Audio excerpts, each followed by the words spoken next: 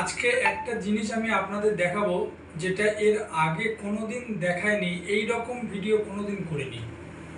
সত্যি আজকে ভিডিওটা পুরো দেখলে আপনারা বুঝতে পারবেন যে মানুষের মনের মধ্যে কতটা দুঃখ কষ্ট থাকতে পারে।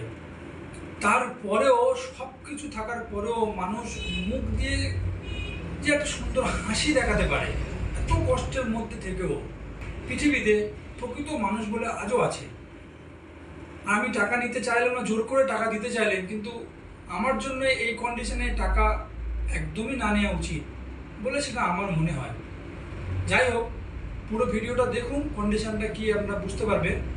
একজন ২৬ বছর বয়সের মহিলা, থাইরয়েড ম্যালিগন্যান্সির কয়েক মাস আগে সার্জারি হয়েছে, এবং সেই সার্জারি করার পরে তার অনেক দাঁতের সমস্যা, এবং প্রথম যখন আমার কাছে এসেছিলেন সারা রাত ঘুম হয়নি, খেতে পারেনি, দাঁতের প্রচণ্ড যন্ত্রণা, কেরিয়াস এক্সপোজার হয়ে গিয়েছিল। সেটাকে আমি রুট ক্যানাল ট্রিটমেন্ট করে সব কিছু কাজ কমপ্লিট করে দিয়েছি। আজকে তার লাস্ট ক্যাপ লাগানো হবে জারকোনিয়া।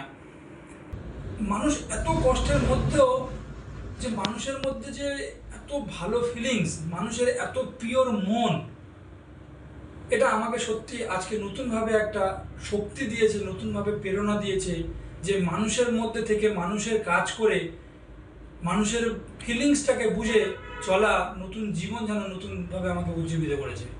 আসুন আজকে পুরো ভিডিওটা দেখুন এবং কন্ডিশনটা কি আপনারা দেখুন। হাড়ের মতো হাড় আর পড়তে হবে না, হাড় আর পড়তে হবে না। আচ্ছা, আর খেতে অসুবিধা হয়? খেতে অসুবিধা হয় না। আচ্ছা, আপনার গলার অপারেশনটা কতদিন আগে হয়েছে? এই তো জানুয়ারি। এমনিতে আপনার থেরাপি নিতে হয়? এই একবার নিয়েছি। একবার নিয়েছেন, আরও 3টে থেরাপি নিতে হবে। এখন ঠিক নেই, নিতে হবে কি? ওখানে যেতে বলেছে, ওরা দেখবে, যদি নিতে হয় ওরা দেবে। সেই কন্ডিশনে থেরাপি নিতে হবে। আচ্ছা, ক্যান্সারটা ধরা পড়েছে কতদিন আগে?